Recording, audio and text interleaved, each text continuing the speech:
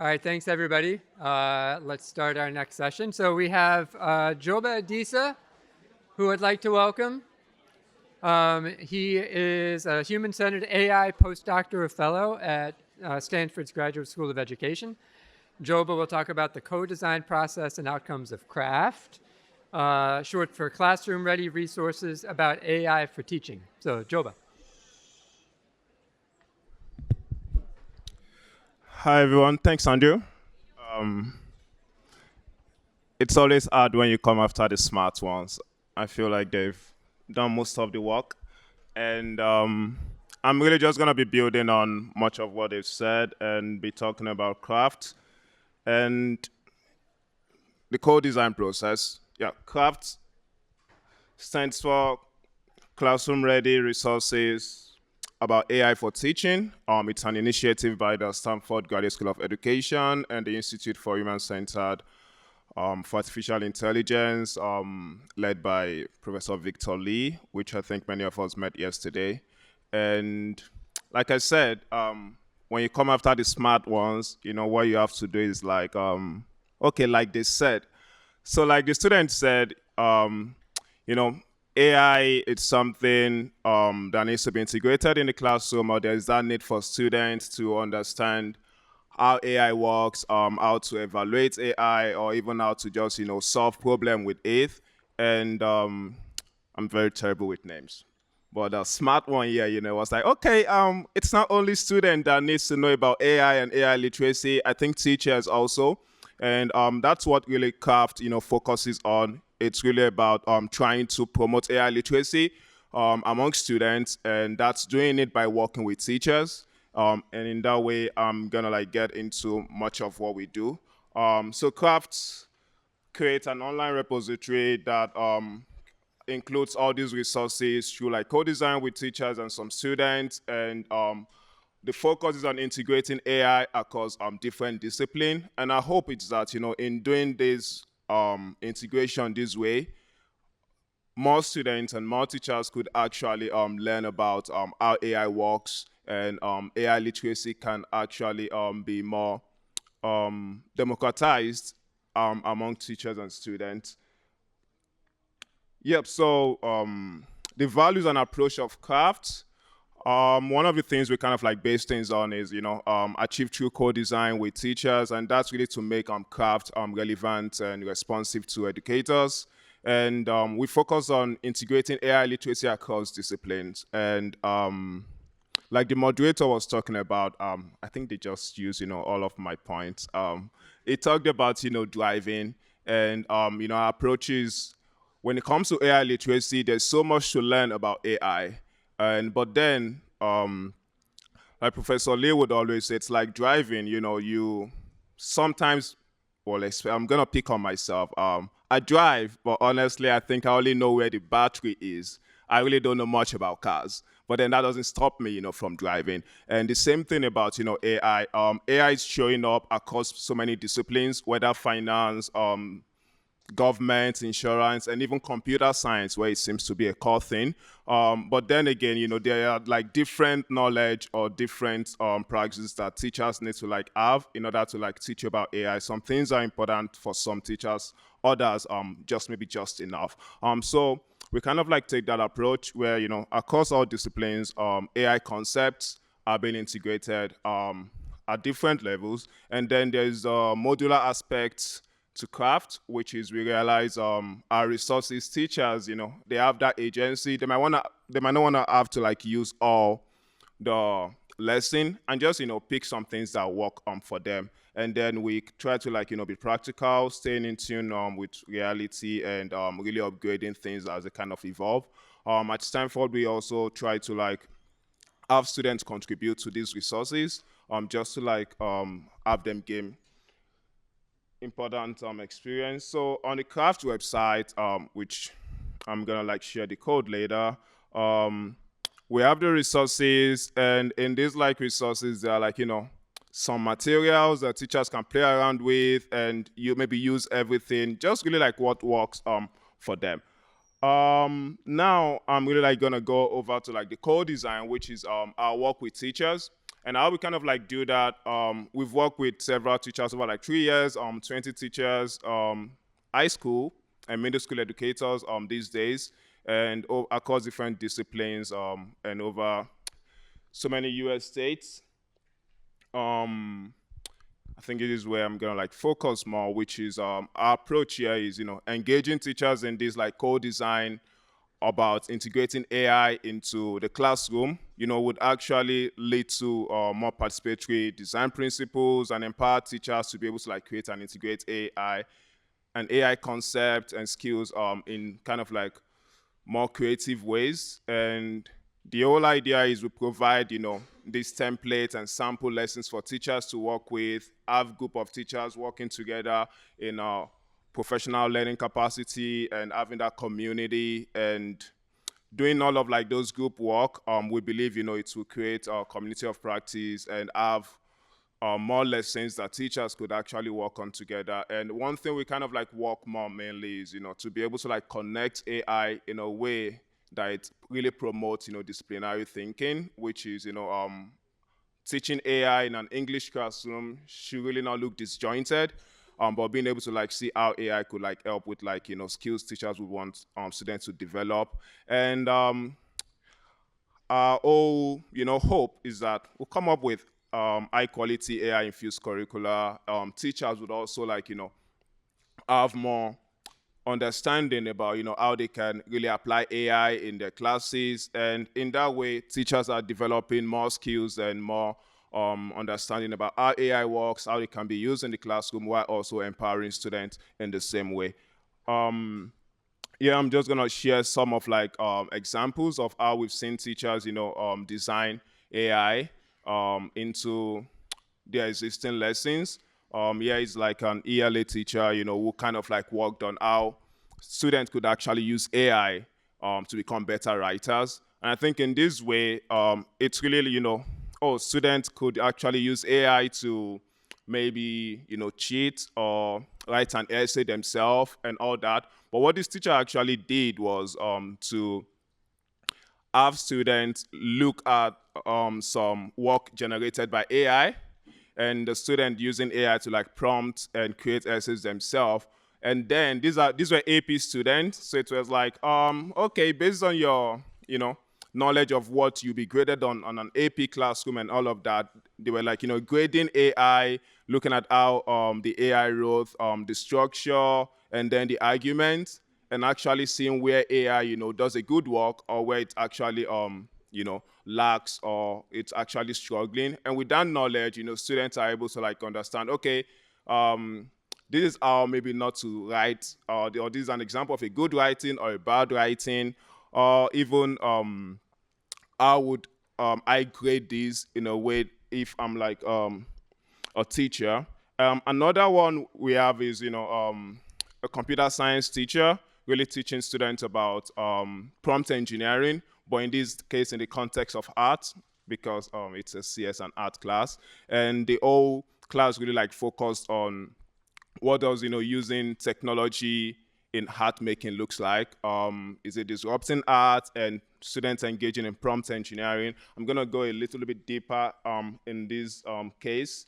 One of like the activities this teacher designed was having students just think about which prompt made this picture. I'm not gonna make you do it. I don't know the answer either. And so just having activities like this, it's not just student, prompting, but being able to like understand, okay, what word, carries much weight and how do I like prompt things in order to understand how prompt engineering works. And then just, having them go through 3 tips of prompt engineering after engaging them in such constructive tasks. And yep, the activities that was completed in the lesson in the end was, recreating an existing artwork and then being able to like talk about the ethics of, creating somebody's work. What does it mean in terms of copyright and all like those issues? And then students creating their own artwork and going through, several prompting cycle in order to like see how iterating their own prompts actually lead to better AI output. We also had like teachers in social study teaching with AI and helping students understand how AI works in that way. And these are, teachers who are not like afraid to like bring AI into the classroom. And for example, this teacher was like using Magic School to have students argue about mute cases, and students doing that, what they would normally do in the classroom among their peers, but they did it with AI first, and after doing all of that with AI, seeing how AI presents its argument, and the student being able to like understand, okay, it seems it's so agreeable with me, even when it's like, arguing against or debating against me.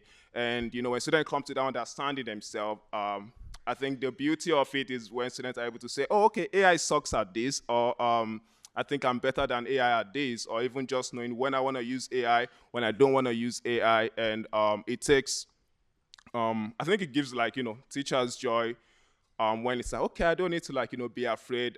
This student is going to use AI for everything. They've really developed that understanding of, okay, these are some places where probably I want to use AI or have AI do some work.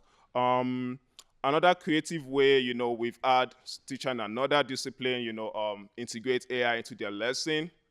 This is a physics teacher, and looking at how whether AI is more efficient than the human brain, and having students calculate energy that the human brain consumes compared to that the one AI consumes, and talking about efficiency. Okay, the human brain only occupies your skull, but then AI needs thousands of maybe acres for like AI data centers, and looking at the pros and cons of that efficiency, quality, and just student being able to use energy, power, flops, converting that to calories in a physics classroom. They are learning about AI, but then also developing those kind of like knowledge they would require to like develop in a physics classroom. That's energy, power, and the likes, but probably in a different context a bit. Yeah.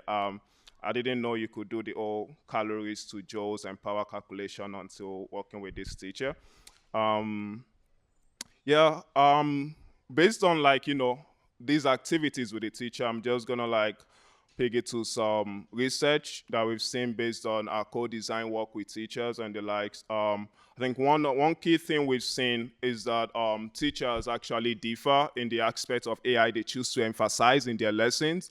And this kind of makes sense, considering an English class is different from a social study class, and even like a science classroom. And for the example here, I mean, we have like on the left there's this social study teacher, and on the right there's an English teacher. And in this network, you see, for the social study teacher, they were more concerned about how the student could actually use AI to support learning, and then use AIs to, was it done? Yeah, the ability to use AI tool, and then they wanted to be able to use it responsibly in society. And for them, for the English teacher, it was like, oh, okay, I need them to be able to like, use AI responsibly, support their learning, understand the ethical aspect, and it also really like shows how teachers place different emphasis on the AI skill or practices they want students to kind of like learn. I think another example is which I think is super important because of our focus on, integration across discipline, is that of promoting disciplinary, skills or practices through AI instruction.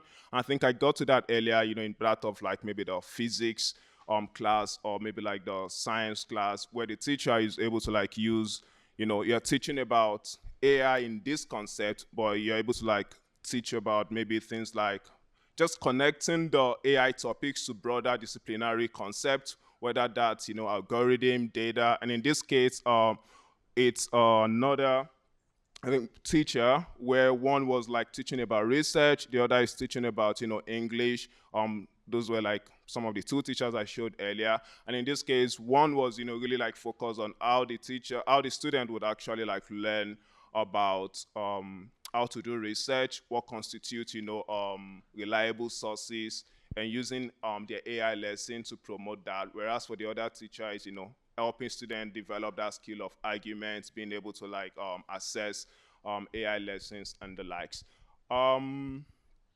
With that, I just want to like touch on some of like the key challenges, or well, at least for like doing this kind of work. I think so many other, endeavors like that, like the MIT, Day of AI for educators.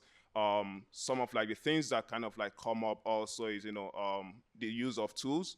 One thing is keeping those tools, updated. And even when you decide not to like develop tools yourself that teachers can use like that, then you need the developers to keep it updated, which kind of like, affects what we kind of like tend to use. And then there is the idea of how much do educators, need to know. How much do a science teacher or a non-CS teacher need to know about AI, to effectively teach AI and bringing them to that point.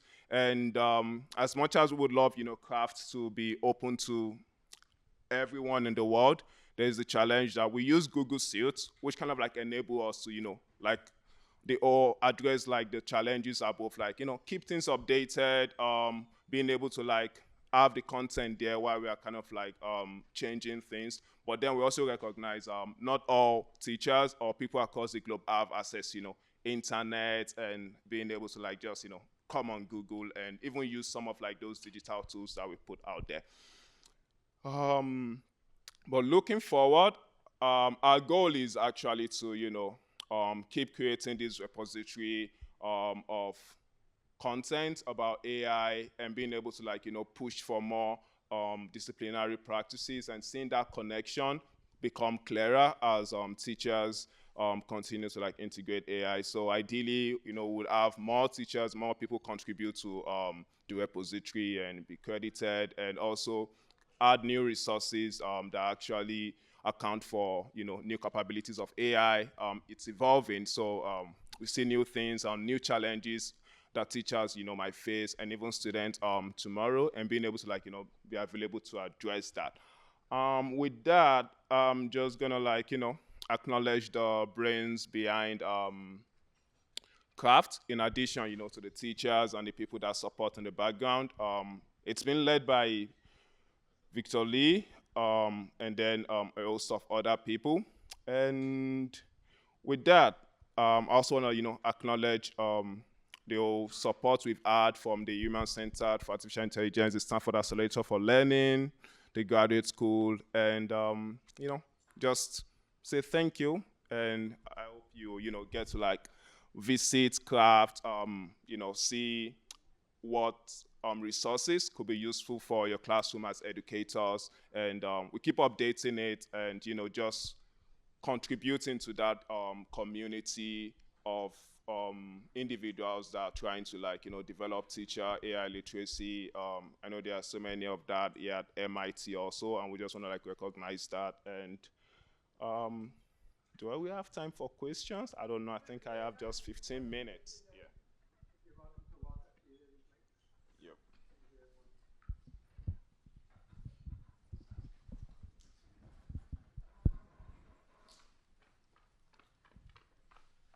Yep. Lucky number one, huh? So first of all, thank you very much for talking about this. I think AI in education, it's a very exciting field and an emerging field, and I appreciated you sharing some of your experiences here. One question I did have was about some of your personal experiences regarding resistance. What were the main avenues or fields of thought from teachers who, when looking at craft, potentially were more hesitant to deal with its programs? Why would you do that, and how were you able to overcome them? I think for some teachers, it's really just the idea of, AI. I mean, just the idea of, this chatbot says, ask anything. And, when teachers think about something that says, ask anything and it to be given to you, that's kind of like disrupt a lot of things. And we have teachers that have not like, used it before and just coming to, I just want to come and see what it would be like. But seeing other teachers who are really like doing cool things and being able to like see, oh, okay, they are being able to like use AI with their students, teach with it and teach about it, and see that it's not just a tool that they just like go ahead and generate something. I think that kind of like breaks the ice for them, and they're like, okay, there are so many different things we could do with this, even when they still have their reservations. For example, the social study teacher was like really hesitant, but then at the end he's like, okay, I see how I could use this to like help students debate better and all of that, but it's like, oh, I probably wouldn't use it during the one-on-one or like the whole community one. I think they have one where you have like different groups, and the skill is really like have people come up with different arguments, and it's like, okay, I'm not gonna use it for that, but he was able to like see other use cases. Yeah. Okay. So would you consider it to be more of an issue of familiarity? And once people were able to see the utilitarian uses of AI, they were able to overcome their original assumptions? I would say people have, valid fears and all that, but once they become familiar with the opportunities, they are able, to calibrate. Okay, this is the extent to which I want to like build on the opportunities, and these are the things I have like, a clear red line on. But it's no longer okay. It's all AI is, a no. Yeah. Okay, cool. Thank you very much. Appreciate it.